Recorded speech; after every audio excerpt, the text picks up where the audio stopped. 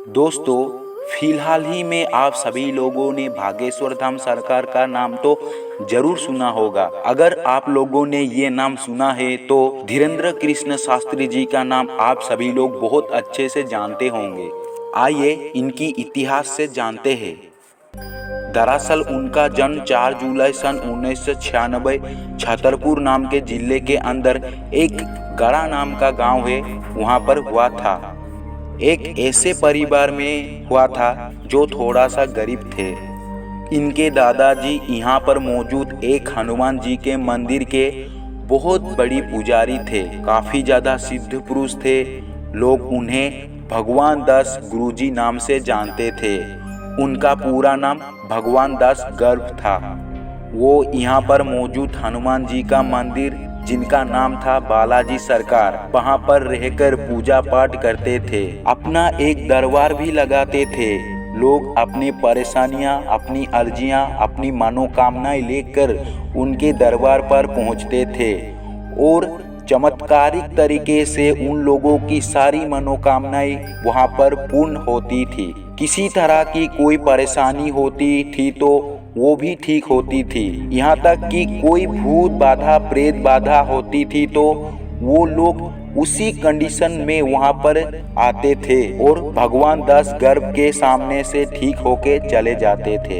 इन्हीं खाती बढ़ते बढ़ते चले गए, लेकिन इतनी ज़्यादा भी नहीं बढ़ी, क्योंकि ये बात आज से कई साल पहले, वो ज़माना में ना ही इंटरनेट उतना ज़्यादा प्रचलन था और ना ही छोटे छोटे गांव में न्यूज़पेपर चलते थे।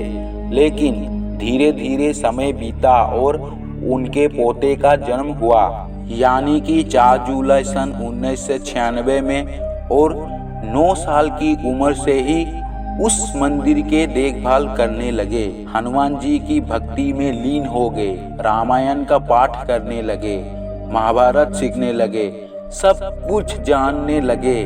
ऐसे करते करते समय बीतता गया और केवल 12 वर्ष के उम्र में उनका दिव्य अनुभूति हुई। वो अपनी दादाजी यानी कि भगवान दास गर्भ जी को ही अपनी गुरुदेव मानते थे।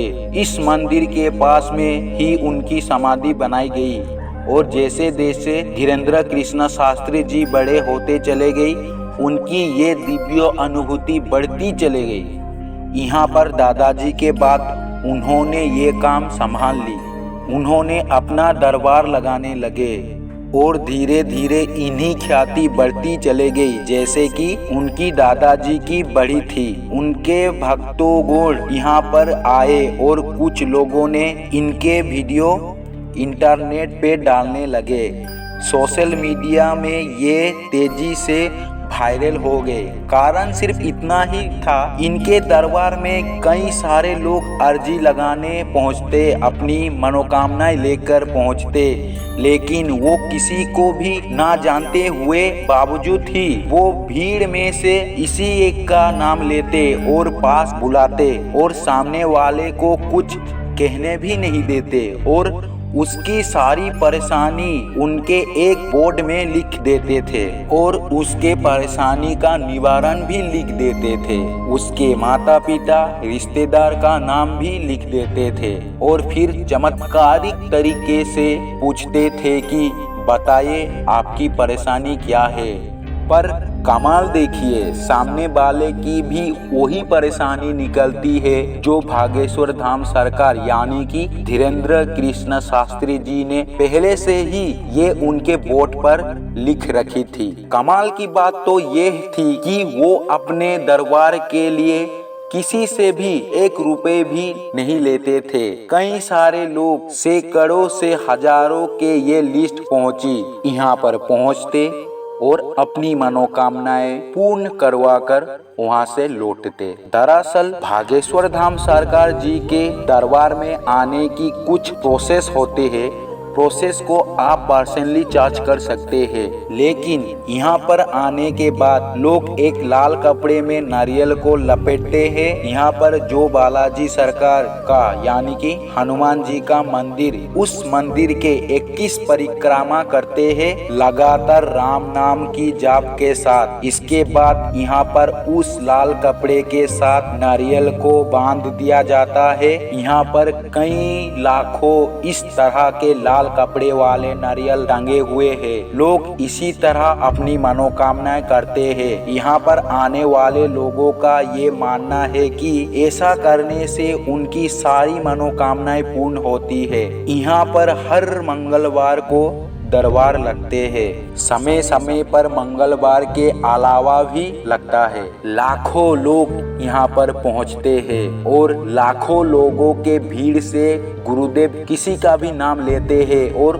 उनकी सारी परेशानियां खत्म कर देते हैं। भागेश्वर धाम सरकार खुद को बजरंगबली के बहुत बड़ी भक्त बताते हैं और ये कहते हैं कि बजरंगबली का सीधा सीधा आशीर्वाद उनके सर के ऊपर है। बाबा जी का ये भी कहना है कि एक दिव्य सैनिक हमेशा उनके साथ रहते हैं और किसी को भी भूत बाधा, प्रेत बाधा या कोई बाहरी परेशानी होती है तो उनका ये सैनिक उनके बताने के अनुसार ही सारे काम करता है और उनके आए हुए भक्तोगणों की परेशानी दूर करते हैं। धीरेन्द्र कृष्ण शास्त्री जी की बचपन की बात करें तो ये काफ़ी गरीब परिवार के थे और बहुत ज़्यादा पढ़ना लिखना चाहते थे, लेकिन उनके पिताजी के पास ज़्यादा पैसे नहीं थे, इसलिए इनकी पढ़ाई में थोड़ी लड़चाने आई।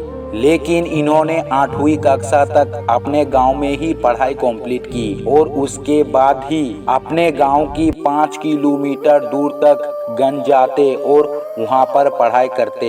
फिर 12वीं के बाद उन्होंने बीए प्राइवेट से किया और एक तरीके से देखा जाए तो अपना पूरा जीवन बालाजी सरकार मंदिर के ऊपर निछावर कर दिया। उनके आज उम्र केवल 26 वर्ष की है, लेकिन ऐसे बड़े बड़े दरबारों के लिए 1 रुपए भी नहीं लेते। इनके राम भजन के लिए, इनके राम पाठ के लिए दूर दूर से अलग अलग शहरों से इन्हें बुलाया जाता है, अलग अलग राज्य से बुलाया जाता है और राम कथा की मदद से जो भी पैसा इकट्ठे होते हैं, बाबा जी इनका पर्सनल यूज नहीं करते हैं बल्कि विवाह में लगाते हैं। जो गरीब औरतें होती है, गरीब बच्चियां होती है, उनके विवाह में, सामूहिक विवाह में पैसा खर्च करते हैं। भागेश्वर सरकार धाम की तरफ से निःशुल्क विद्या आश्रम भी खोल दिया गया है और अभी फिलहाल ही में उन्होंने भक्तों को ये आश्वासन दी है कि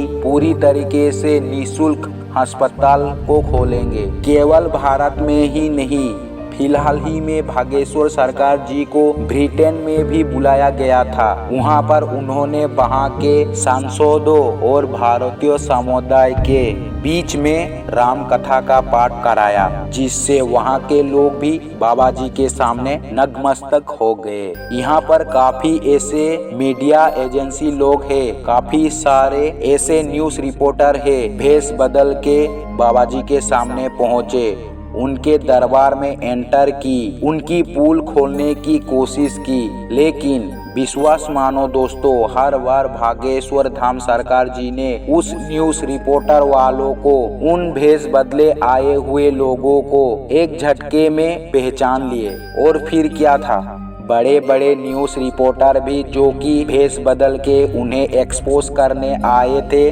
वो भी उनके सामने घुटने टेक दी। देखिए दोस्तों, भागेश्वर धाम सरकार जी सचमुच में दिव्य पुरुष है या फिर नहीं है, उनकी पुष्टि मैं तो नहीं कर सकता, लेकिन एक चीज की पुष्टि मैं कर सकता हूँ कि भागेश्वर धाम सरकार जी एक बहुत अच्छे इंसान है, बहुत ही नेक इंसान और संत है, जहां पर एक बहुत सारे लोग जो कि सांतों की झोल पहनकर हम लोगों के बीच में घूमते हैं और जब उनके एक्सपोज होते हैं तो क्या क्या सच्चाई पता चलती है। वहां पर भागेश्वर धाम सरकार जी बिना किसी भी फायदे के इतने बड़े बड़े काम किए जा रहे हैं, चाहे वो गरीब बच्चियों की सामूहिक विवाह की बात हो, चाहे वो निःशुल्क वैद्य आश्रम की बात हो या फिर आने वाले समय में फ्री हॉस्पिटल की बात हो। भागेश्वर धाम सरकार जी बहुत अच्छे काम कर रहे हैं और शायद यही कारण है कि उनकी रेस्पेक्ट लोगों के दिल में बहुत बहुत ज्यादा है।